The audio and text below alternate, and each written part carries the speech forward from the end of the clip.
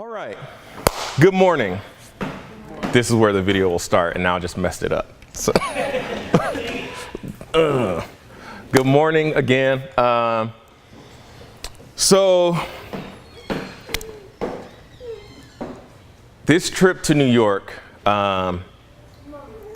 was surprisingly telling for me.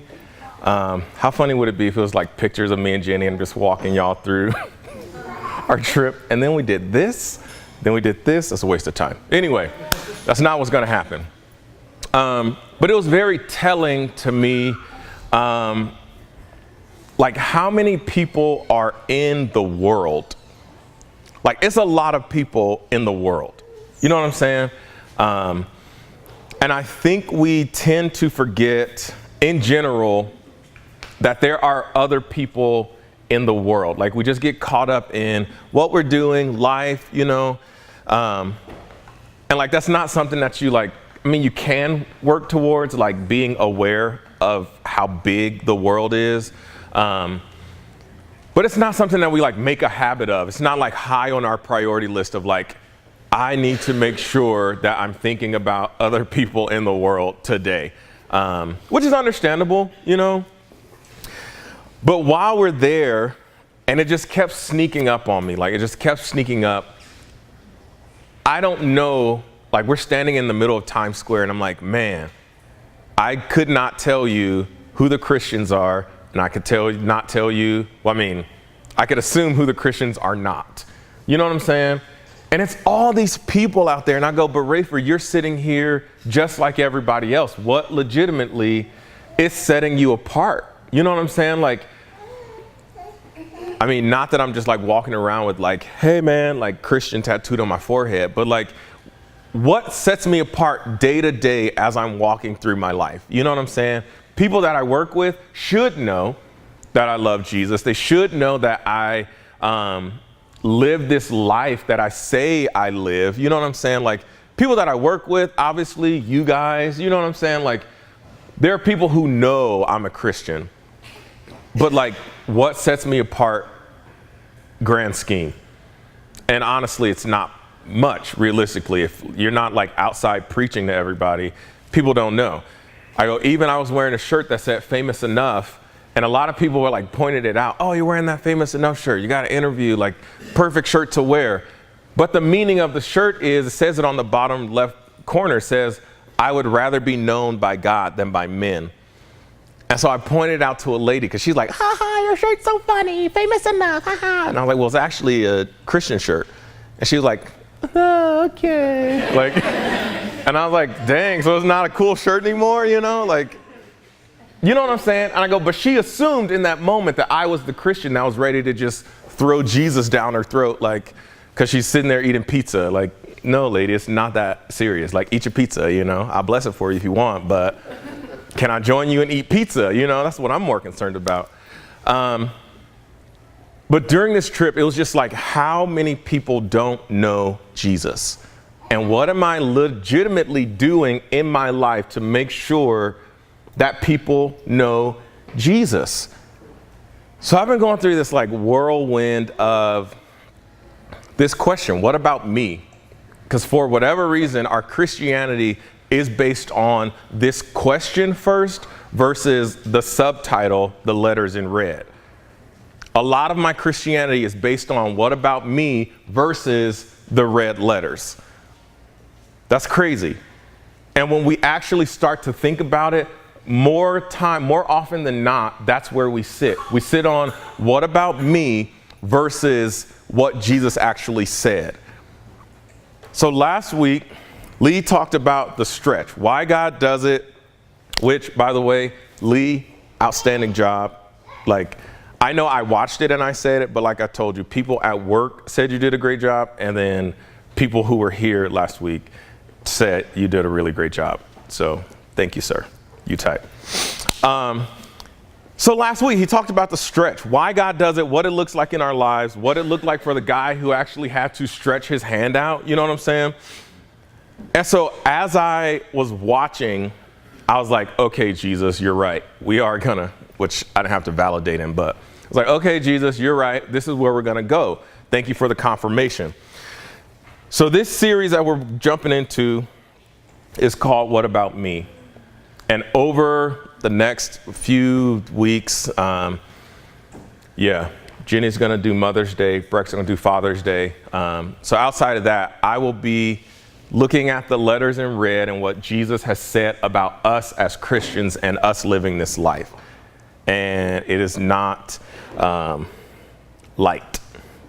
It is pretty heavy. So last week, the stretch. Nice. All the things that I go through, all the things that I'm embarrassed about, all the things that I can't get rid of in my life for the better, those are all the things that we have to be stretched through, or we have to stretch through, like Lee said last week. Unfortunately, we forget that all of these things happen for God's glory. All of these things happen for God's glory. And again, when we look at it from what about me, we stand on the side where the guy is embarrassed, called up in front of all these people. What? Jesus, you called me out and you gonna heal me in front of these people? I don't want people to know I have a withered hand. They already know you have a withered hand. Just come up here so I can heal you. And we're like, but are you sure? Are you sure, Jesus? I can't let this go. I can't tell somebody that this is the issue I'm dealing with. I can't do that. And again, like Lee said, we forget that God wants to get glory out of our lives. That's why you tell your story when you're on the other side of it. But so often we just stay on, but what about me? And we miss everything that should come my way because I'm stuck at, well, what about me? How does God's glory benefit me? That's a very audacious question. That is a very arrogant question. Well, how does God's glory, how is it going to affect my life? If God's getting the glory, what about me? What am I getting from this? What's my cut? And it's legitimately, it's eternal life. But anyway, we're going to get into that. So in all these moments, God is just waiting on us to stretch. He is waiting on us to let him help us. He's waiting on us to say, okay, Jesus, I'm ready. Help me change my life. Whatever it takes, I'm ready. And then he does the helping. Jesus is the one that actually does the change in me so that I can do this life and he gets the glory. So, like I said, we're going to look at the words of Jesus and how Jesus actually wants us to live and how he said we should live. Because I don't think we're seeing it across America, specifically in Christian churches. I don't think we're seeing it. And we're not going to be the church who continues to live that either. So before we jump into it, please read this. I mean, you have to read it out loud, but please read it.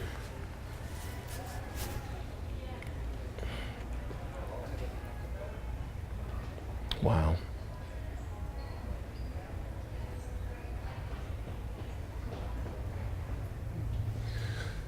This song, Excellent 2017 by Sho Baraka, one of my favorites, and it's one of my favorites because of this. He also has a line where he says, Serena, with nothing but love, we still serve the haters. Gosh, that's good. With nothing but love, because tennis is zero, is love, you know. We still serve the haters. That's good, man.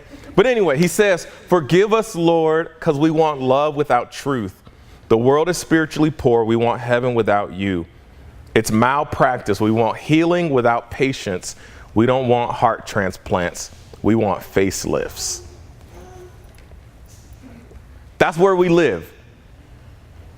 Most of the time, that's where we live. And we pick and choose where we go, okay, Lord, you can heart transplant that one. Give me the facelift here. Okay, Lord, you can heart transplant that one. Give me a facelift here. Okay, Lord, you can heart transplant this one. I'm ready for this one now. I know I got a facelift last time, but I'm ready for the heart transplant this time. Unfortunately, that is where most of American Christianity sits. And it's sad when you think about it. I had a guy come to me and say, Here's the deal about raising your kids in a Christian home. 98% of kids will become Christians. He's an atheist, so he has a big issue with that. 98% of kids who are raised in a Christian home will be Christians. And I'm like, well, your math is really bad, because if that were the case, then we would have more Christians and more Christians and more Christians, and we don't. You know what I'm saying? Like, if every generation, 98%, like, that's a small amount of people who are not Christians, but whatever, be mad, cool. But that's where we live. This is where we live. This is where we live. I don't want the change. I just want to make sure I look good. Doll me up, Jesus, and let's call it good, and I'll just go live my life for you. You die for me. Yes, let's go. And that is not what Jesus actually said. Matthew 16, verses 24 through 28, and this story is told in Luke chapter 9 as well. It says, "Then Jesus told his disciples, 'If anyone would come after me, let him deny himself and take up his cross and follow me. For whoever would save his life will lose it, but whoever loses his life for my sake will find it. For what will it profit a man if he gains the whole world and forfeits his soul?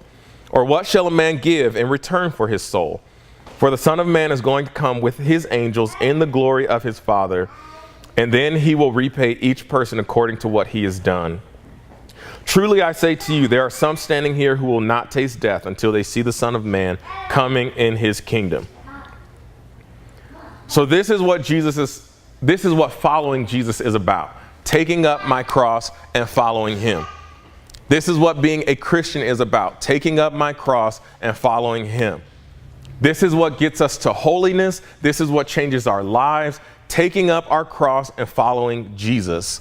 And this is the scripture that we're going to break down to look at what Jesus is actually saying. Because a lot of times we're like, oh yeah, I got my cross. I'm carrying it. Jesus, look, I put Bluetooth speakers on it so I have music. See, you know, I put my name on it. You see it, Jesus? Is nice, right? I got my cross. You know, that's where we sit. And that's not the cross Jesus is talking about. So one, if any man is to come and follow me, he must first deny himself. This definition that is up here is not the definition that we say we live. We're like, oh yeah, deny himself. I won't watch Hulu 5 times this week. I'll just watch it 3. That's what I'm going to do. I know I should not watch this show particularly, but like, okay, I won't watch it with the family. I'll just watch it by myself. Like, that's not a denial. You know what I'm saying? That's not a cutting of the cord. Deny himself, disown and renounce self, to disregard all personal interests and enjoyments. Well, dang, Jesus, because I enjoy a lot of things that aren't even bad. Like I enjoy coffee. Like, cut it. You know what I'm saying? Like, if we were going that far, if we're going that far, I enjoy a lot of things. And this says to disregard that. To disregard my personal enjoyments. We're going to go see Endgame today. That is a personal enjoyment. Now, realistically, I could spend that 3 hours in prayer, studying my Bible, right? Let's go back 3 weeks. What was the one thing that Jesus hated losing throughout the whole crucifixion process? His relationship with his dad. And so again, if I want to be like Jesus, the one thing that I want in my life is to have an outstanding relationship with the Father. Excuse me. So if I want nothing but an actual good relationship with the Father, everything else I do behind that is going to take place. Now, is Jesus going to fault me to go because I'm going to see Endgame? No, he's not. He's not. I don't want you to walk away and like, well, I guess I'll never see it. Now the memes are going to ruin it for me. Like, that's not what I'm saying. That's not what I'm saying. But I go, we know and we understand the things that I do, that I choose not to deny in my life. We know them. We know the attitudes. We know the things. We know the people. We know the actions that I am not choosing to absolutely deny. You know what I'm saying? So denial. I don't even know if I said anything in my notes. Oh, that was a good one. The things that we have that we know about ourselves that we make fun of because we don't want to absolutely like put it out there. You know what I'm saying? So I just make fun of it. Oh, you know, I'm lazy. It's crazy. But, well, like, let's work on that. Let's deny your laziness, Rafer. Let's deny the need to sit down because you cleaned a bathroom and it's 2 more bathrooms to clean. And you're like, but I need a break. Like, okay, deny that real quick so we can get this done. You know what I'm saying? Those things. But we make light of the things in light of Jesus. Again, I'm not looking for the heart transplant. I'm just looking for the facelift. So denying hurt feelings, the things that I don't want to live without, hurt feelings, petty attitudes, my worry, my stress, my anxiety, my lack of discipline, my laziness, selfishness, the grudges, the issues that I enjoy. I wouldn't say that I enjoy my laziness because that sounds crazy. But when push comes to shove, I enjoy my laziness. Those are the things that we're talking about denying. Take up his cross, carry on himself suffering, trial, punishment, exposure to reproach, and death. Whoa, that is. No, I have my cross with my speakers and my name on it. Not that cross. That's not the cross I'm carrying. I'm carrying the good Christian cross. Like, I'm not like cussing people out cross. Like, I moved up, you know? That's the cross I'm carrying, Jesus. I'm not carrying the cross that invites suffering to my life. No. But this is the cross that he's talking about. And this, crazy enough, is not what God is giving us when we carry the cross. Please understand me. It's not, let's follow Jesus and now God's like, attack. No, that's not what's happening. These are the things that other people are going to do to you because you are carrying the cross. So when we go back to this moment, I was telling Lee this yesterday, Jesus is talking to a group of people who are literally under a government that does not care about them. They're not under a government that hates them. They're under a government that just doesn't care. I don't care. I'm going to beat you up. Do what I say. Whatever. Yeah, okay, sure. I'll put him on a cross. Whatever. That's what you decide. Okay. Wash my hands of it. Yeah, go put him on a cross. Do your thing. Just leave me alone. That's the government that the Jews are living under when Jesus is saying this. So when he talks about actual suffering and persecution, he's talking like for real persecution. He's not talking about us where we're like, oh, they got mad 'cause I was playing K-Love at work. Well, they were mad because it was the pledge drive and nobody wants to listen to the pledge drive, okay? That's why they were mad, okay? It was no music. It was just, we need 30 more callers because it's a Disney cruise we're going to enter you into. That's why they got mad, okay? Put on some Spotify. Find satellite radio or something. I don't know. That's not persecution. That's not suffering. And then the moments that actually come where people are actually coming at me for real. I can't stand your life because X, Y, and Z. That's when we're like, God, why? Why would you let them say that to me? I did not deserve it.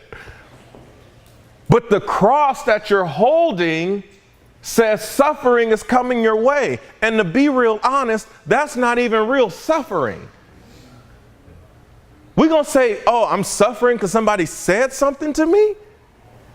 Because I was treated rudely? We don't even know what actual persecution looks like. We get to do this. None of us are hiding this service. We can put it on the internet. This is where we are. And we, again, sit in that, well, what about me? What about me? Jesus, they said bad things about me. And Jesus is like, yeah, I got nailed to a cross. Jesus, did you see what they did on Facebook, what they said? And we get really upset about it. Because the waiter or the waitress is having a bad day, so they're short with us. So now it was the worst dining experience I ever had. I knew we shouldn't have come here. The Lord is probably teaching me something. That's not even real suffering, man. I asked for patience, and see, here it is. Jesus, like, that's not even the actual cross. So if this is the cross that I am carrying, if this is the cross that I'm carrying, when those things do come my way, guess what? It's not a surprise to me. People are like, Rafer, you never let anything get to you. I don't. You know why? Because it's too big. Life is too big. Jesus is too good. Now, granted, we were in New York, and I have this one pet peeve. If I give you cash to pay for my meal, and there's some change that is owed to me, bring me the change. If you don't want to give me the coins, cover me, please, and give me the $1. But don't take my 10 cents. Don't do it. I know you're like, it's 10 cents, Rafer. I hate that. It's my 10 cents. Like, it vexes my soul so much. Like, just on a basic human level, like, let's just show each other mutual respect. That's my change to give to you or to take. Now I'm gonna give you a $1 tip. You're bad.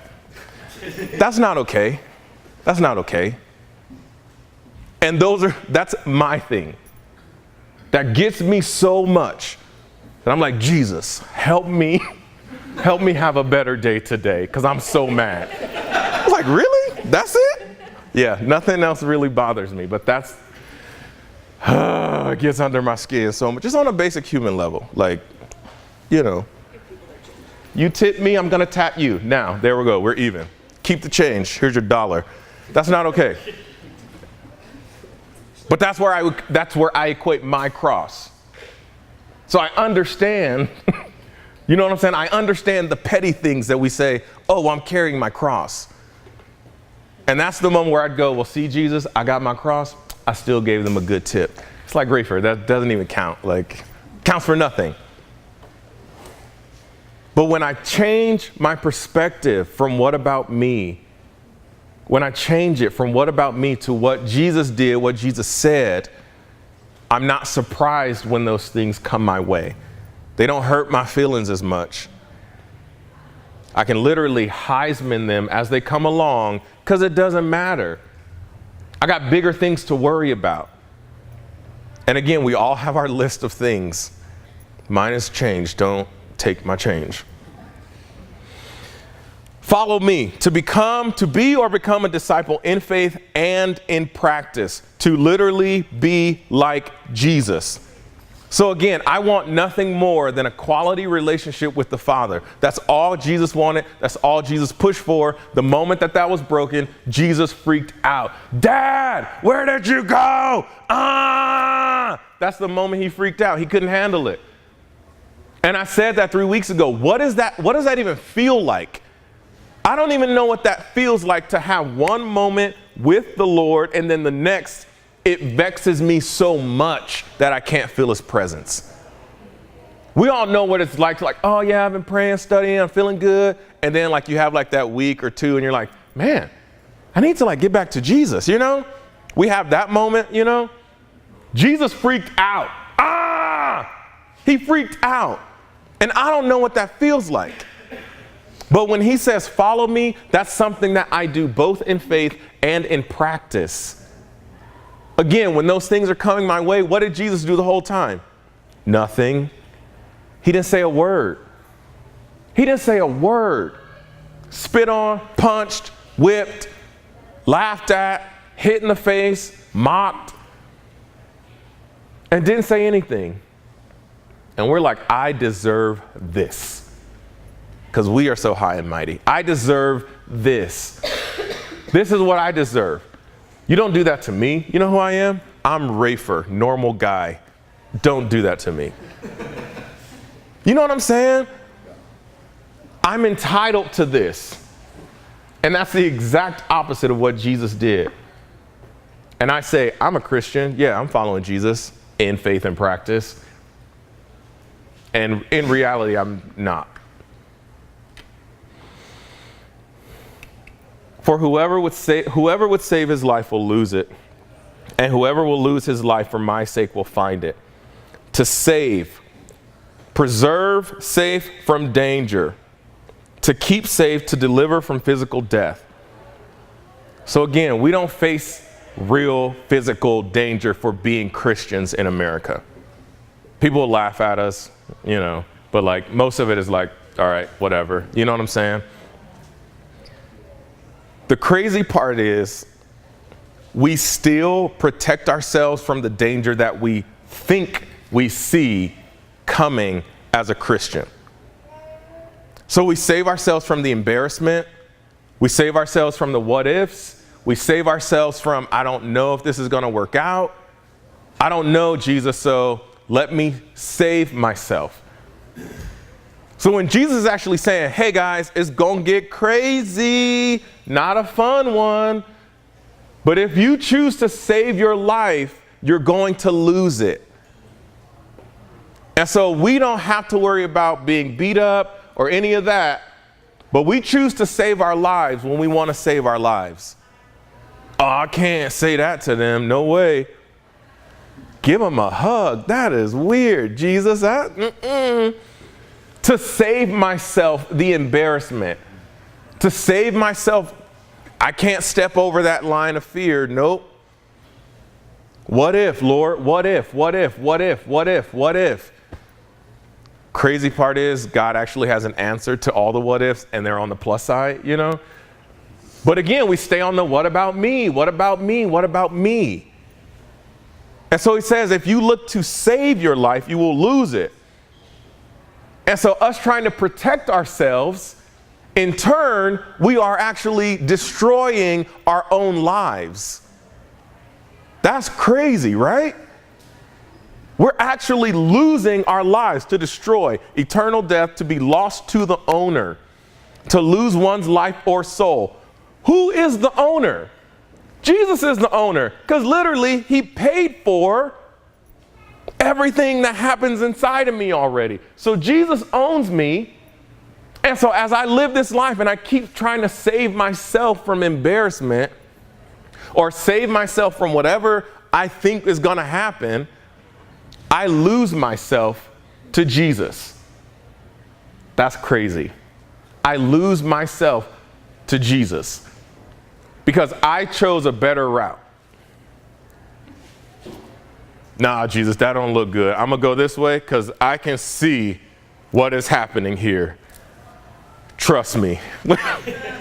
He's like, okay. And then I lose myself. So all the questions, why don't I see this happening? Why isn't this happening? Why does it look like this? Those are things that I start bringing on myself because I am trying to save my own life.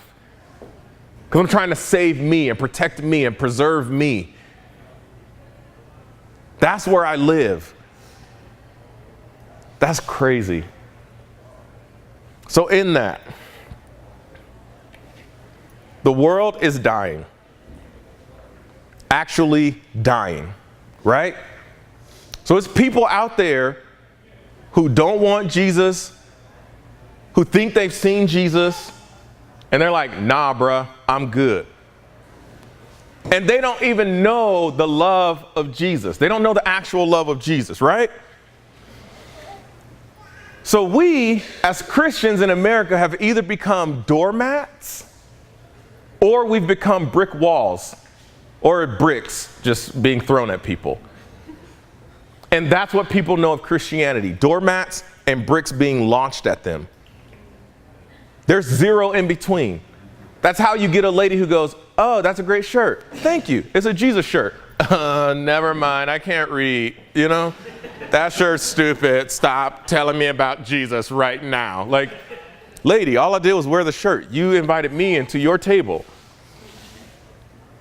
But that's because they either know a doormat who's not going to explain the shirt, or the brick wall who's going to be like, yeah, I'd rather be known by God than men. And that is found in Galatians chapter 2. Like, hold up, time out. Too much. I'm just trying to eat my pizza. That was a good shirt. Keep going, And that's where we live. And so either we choose one of those and the world continues to die. I kid you not, standing there, I'm like, man, how many people don't know the love of Jesus? How many of these people out here don't know what it's actually like to see Jesus in the flesh?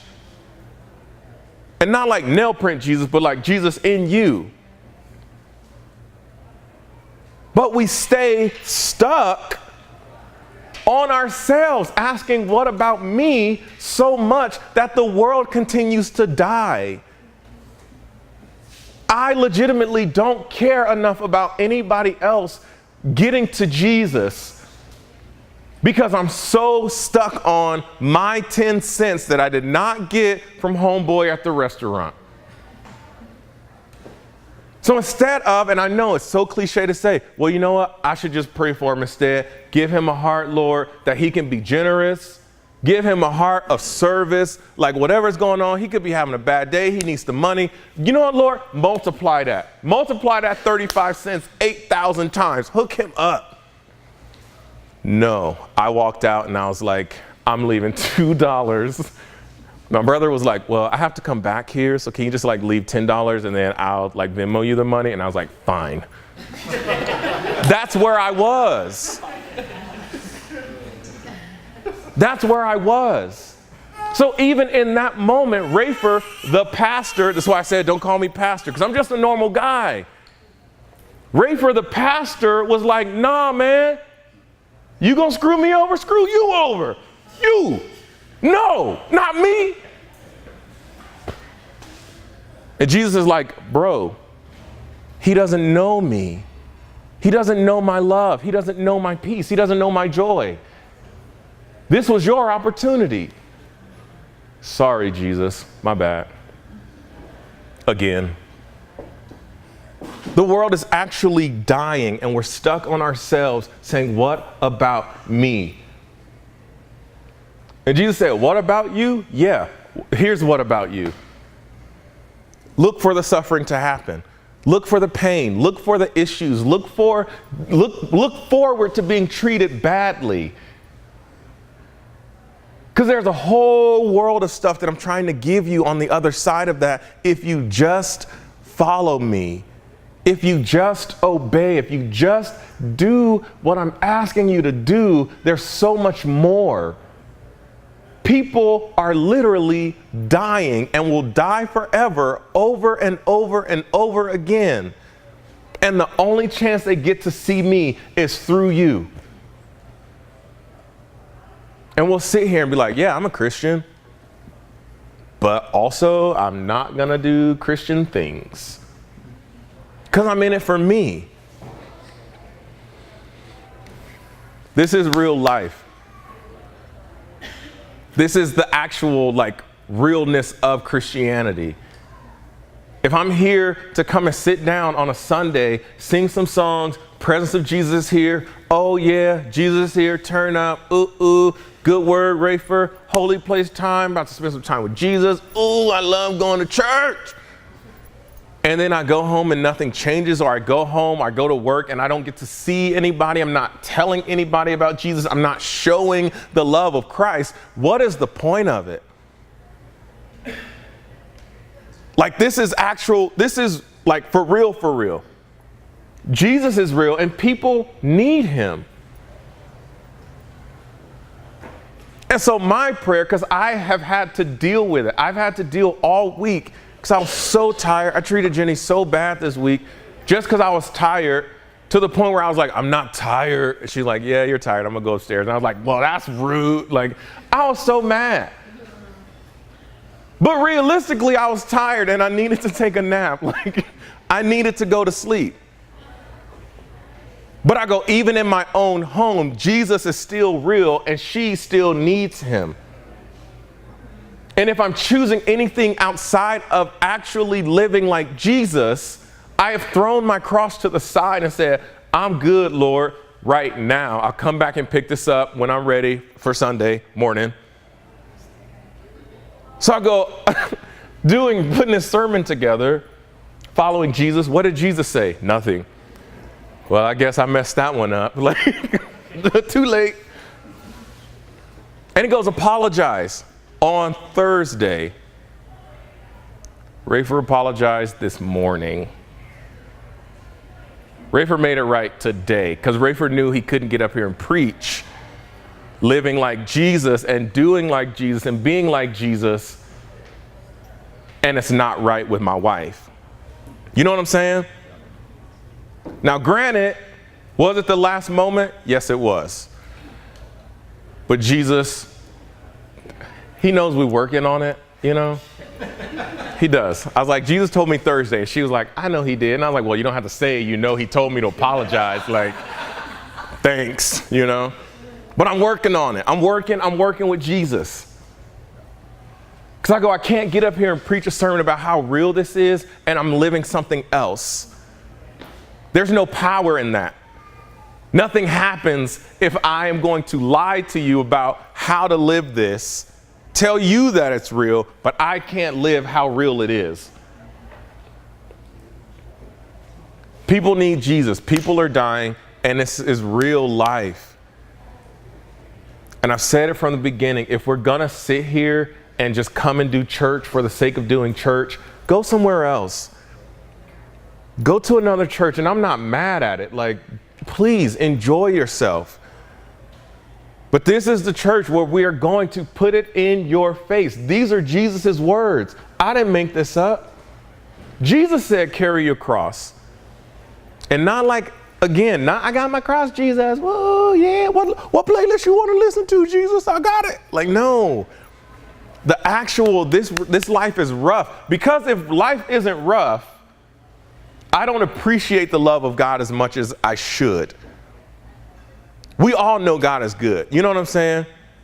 But we all know God is good. Like, that should not have happened. He took care of me. And if those moments don't come my way, if I'm not carrying my cross, I don't see how good Jesus is. Because I'm telling Jesus how good I am with my cross and my Bluetooth speakers, and it's like bedazzled, you know, and I'm like, oh, geez, I got a great friend. She does this like sticker thing. I don't even know what to call it, but like this cross is going to look great, you know? Look at me, Jesus.